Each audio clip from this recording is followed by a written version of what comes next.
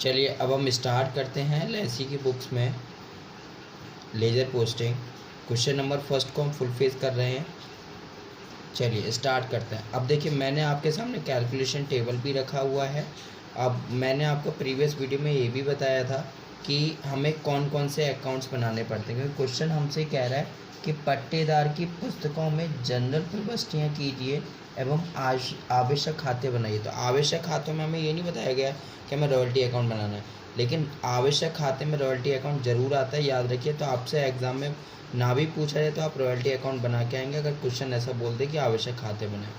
चलिए स्टार्ट करते हैं। Date particular amount, date particular amount, ये हमारा जो रहता है ये टू वाला साइड होता है।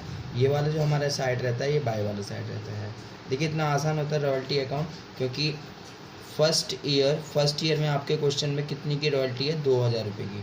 तो टू लैंडलॉर्ड लिख दीजिए और रॉयल्टी के अमाउंट 2000 लिख दीजिए।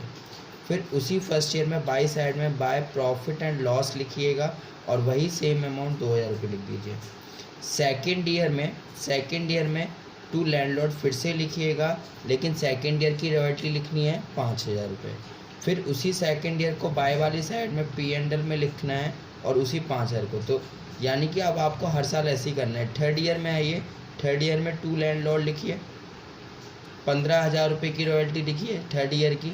फिर थर्ड ईयर में बाय प्रॉफिट एंड लॉस लिखिए और थर्ड ईयर की रॉयल्टी को 15000 लिख दीजिए।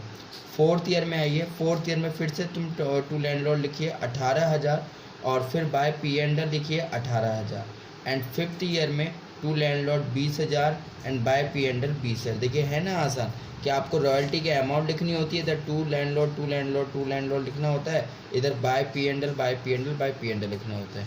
तो रॉयल्टी अकाउंट इतना आसान होता है और ये चैप्टर भी बहुत आसान है। आप एक दो क्वेश्चन करोगे आपको अपने आप ही लगेगा कि हाँ काफ़ी ज़्यादा आपसे क्वेश्चंस हो रहे हैं और आपको ये रॉयल्टी वाला चैप्टर समझ में आ रहा है।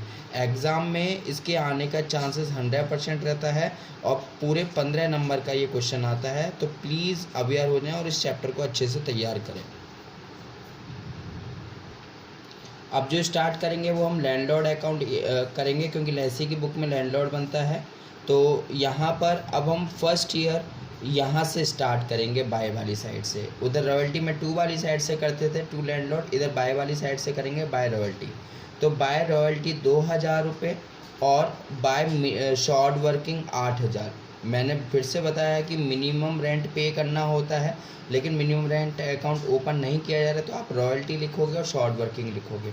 तो फर्स्ट ईयर की रॉयल्टी है आपकी 2000 रुपये और फर्स्ट ईयर की शॉर्ट वर्किंग है 8000 रुपये। दोनों को लिख दिया आपने बाय वाली साइड में और उसके बाद फर्स्ट ईयर में टू वाली साइड में टू बैंक लिख दोगे, क्योंकि लैंडलॉर्ड को आप 10000 रुपये दे रहे हो। इन दोनों का टोटल करके आप 10000 रुपये दे रहे हो। अब बात आते हैं सेकेंड ईयर की। सेकेंड ईयर में फिर से आप बाय रॉयल्टी लिखोगे। सेकेंड ईयर की रॉयल्टी है 5000 रुपये और by short working second year की 5000 रुपये। तो 5 और 5 10, फिर से आप टू बैंक लिख दोगे 10,000 रुपये। लेकिन अब थर्ड ईयर में आपके पास कोई शॉर्ट वर्किंग नहीं है, आपके पास कोई शॉर्ट वर्किंग नहीं है तो आप यहाँ शॉर्ट वर्किंग नहीं लिखोगे, केवल बाय रॉयल्टी लिखोगे और रॉयल्टी की अमाउंट थर्ड ईयर की कितनी है 15,000 रुपये वो लिख दोगे। अब यहाँ पर अगर आपने शॉर्ट वर्किंग को रिक्यूब्ड करा है तो वो शॉर्ट वर्किंग अब आपका टू वाली साइड में आ जाएगा। देखिए आपने सरप्लस हो रहा था थर्ड ईयर में और आपने उसको रिक्यूब्ड किया, यानी कि रिक्यूब शॉर्ट वर्किंग 5000 लिख दिया। तो उस कंडीशन में आपको शॉर्ट वर्किंग जो लिखना है लैंडलॉर्ड अकाउंट में वो टू वाली साइड में लिखना है। तो to short working 5000 and to bank 10,000। Fourth year में अगर हम आते हैं, फोर्थ ईयर में फिर से हमें कोई शॉर्ट वर्किंग नहीं है तो शॉर्ट वर्किंग बाई वाली साइड में नहीं आएगा, तो बाय रॉयल्टी लिखेंगे और रॉयल्टी के अमाउंट 18,000 लिखेंगे। क्या हमने यहाँ पर कोई शॉर्ट वर्किंग को रिक्यूब करा है? कुछ भी नहीं करा है, तो हम यहाँ पर कोई शॉर्ट वर्किंग नहीं लिखने वाले हैं। पूरे 18,000 रुपये टू बैंक के नाम से लिख देंगे। एंड लास्ट फाइनल ईयर में हमारी जो रॉयल्टी है 20,000 रुपये की, तो बाय रॉयल्टी 20,000 रुपये। फिर से हम देखेंगे यहाँ पर कि जब शॉर्ट वर्किंग नहीं हो रहा है तो शॉर्ट वर्किंग को क्या हमने रिक्यूब करा है? नहीं करा है रिक्यूब, तो फिर से हम यहाँ पर टू बैंक लिख देंगे 20,000 रुपये। तो ये थोड़ा सा टफ लग रहा होगा, तो जितना भी आपको हार्ड वर्क करना है वो लैंडलॉर्ड अकाउंट और एक अकाउंट अभी इसका एक और बनेगा शॉर्ट वर्किंग अकाउंट, उन दोनों की प्रैक्टिस ज़्यादा करें क्योंकि रॉयल्टी अकाउंट तो बहुत ज़्यादा आसान होता ही है। तो अब हम शॉर्ट वर्किंग अकाउंट को सीखते हैं कि शॉर्ट वर्किंग अकाउंट हमसे कैसे बनेगा। ये शॉर्ट वर्किंग अकाउंट है। शॉर्ट वर्किंग अकाउंट को इम्पोर्टेंट मार्क करें, क्योंकि मैंने बोला है शॉर्ट वर्किंग में अक्सर बच्चों से गलतियां होती हैं, तो प्लीज़ इसको अच्छे से समझें शॉर्ट वर्किंग को। तो शॉर्ट वर्किंग अकाउंट में केवल हमें शॉर्ट वर्किंग की चर्चा करनी है। फर्स्ट ईयर में शॉर्ट वर्किंग आपकी 8,000 रुपये हो रही है, तो फर्स्ट ईयर में यहाँ पर लिखोगे टू लैंडलॉर्ड 8,000 रुपये, ठीक है। और बाय वाली साइड में बाय बैलेंस CD करके 8,000 रुपये लिख दोगे, ठीक है। याद रखिएगा शॉर्ट वर्किंग जिस साल होती है उस साल शॉर्ट वर्किंग के टू वाली साइड में लैंडलॉर्ड के नाम से आती है, और उसके बाद अपोजिट साइड में बाय बैलेंस CD के नाम से आ जाता है। अब सेकंड ईयर में ये CD जो आ जाएगा इधर ब्रॉड डाउन करके टू बैलेंस ब्रॉड डाउन 8,000 रुपये, और सेकंड ईयर में फिर से आपको शॉर्ट वर्किंग हो रही है तो टू लैंडलॉर्ड 5,000 रुपये। तो अब आपकी टोटल जो शॉर्ट वर्किंग हो गई है बाय बैलेंस कैरी डाउन करके 13,000 रुपये लिख दोगे। अब इस 13,000 को थर्ड ईयर में लेके आओगे, थर्ड ईयर में टू बैलेंस ब्रॉड डाउन। आपको क्वेश्चन में ये भी बता रखा था कि स्टार्टिंग के 3 साल में ही आप शॉर्ट वर्किंग को लिखोगे, रिक्यूप करोगे। तो अब आपने क्या करा, थर्ड ईयर में आपको कोई शॉर्ट वर्किंग नहीं है। अगर शॉर्ट वर्किंग होती तो मैं यहाँ पे टू लैंडलॉर्ड लिखता।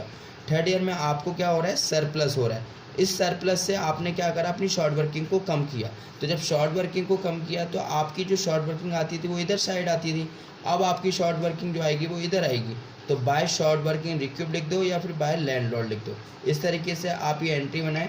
तो यहाँ पर आप याद रखें ये इस वाली एंट्री में यहाँ पर आप लैंडलॉर्ड भी लिख सकते हो। क्या लिखोगे, बाय लैंडलॉर्ड। तो याद रखिएगा टू लैंडलॉर्ड तब आता है जब शॉर्ट वर्किंग होती है, और बाय लैंडलॉर्ड तब आता है जब रिक्यूब शॉर्ट वर्किंग होती है।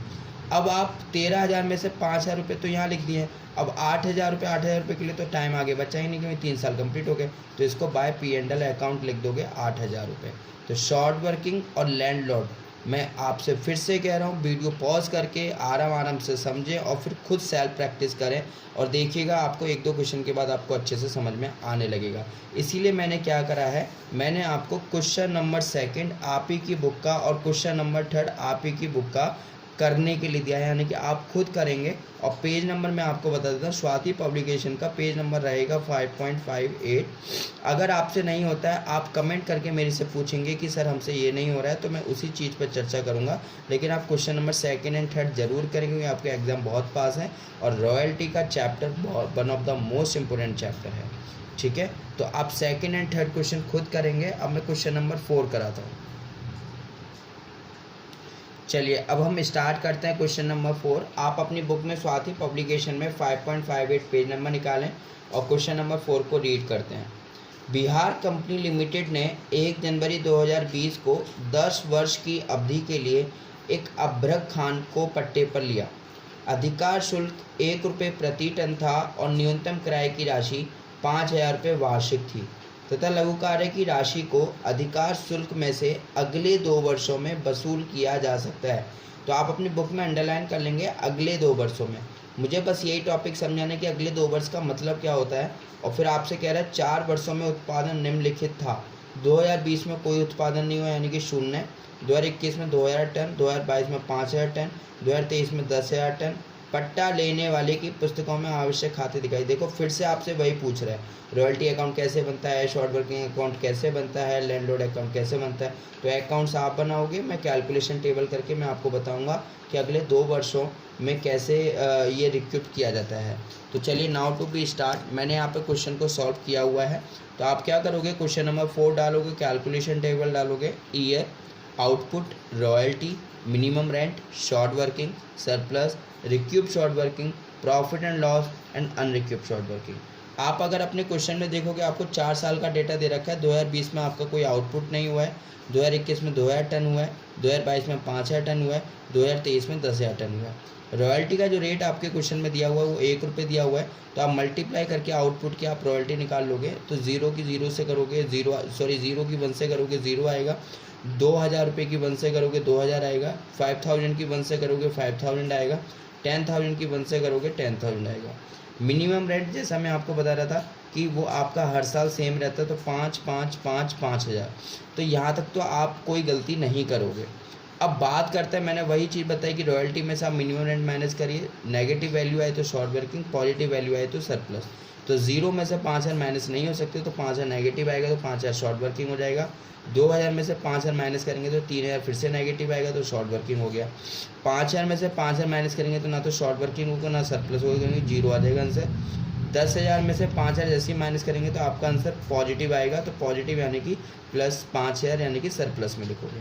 अब यहाँ तक तो आपने कर लिया है, अब यहाँ तक आपने कर लिया है, लेकिन क्वेश्चन आगे कह रहा है कि जिस साल भी आपको शॉर्ट वर्किंग होगा, प्लीज़ अच्छे से समझें, जिस साल भी आपको शॉर्ट वर्किंग होगा उसके अगले 2 वर्ष, यानी कि आप देखें 2020 में आपको जो शॉर्ट वर्किंग हो रहा है इसके अगले 2 वर्ष, मतलब इसको छोड़ देना, जिस साल आपको शॉर्ट वर्किंग हो रहा है उस साल को छोड़कर अगले 2 वर्ष, यानी कि 1 और 1 2, तो 2 वर्ष में आप सरप्लस देखेंगे, सरप्लस से ही आप इस शॉर्ट वर्किंग को पूरा कर सकते हैं। लेकिन आने वाले 2 साल में कहीं पर भी आपको कोई सरप्लस नज़र नहीं आ रहा है और 2 साल आपके यहाँ जाके कंप्लीट हो रहे हैं। तो जब भी आपका टाइम कंप्लीट हो जाए और आपको कोई सरप्लस ना मिले तो टाइम कंप्लीट वाले ईयर में आप अनरिक्रूट में ट्रांसफ़र कर दें पूरे के पूरे 5,000। अगर होता सरप्लस तो मैं उससे यूटिलाइज़ कर लेता, नहीं है तो इसलिए मैंने 5,000 पूरे के पूरे अनरिक्रूट में डाल दिए हैं।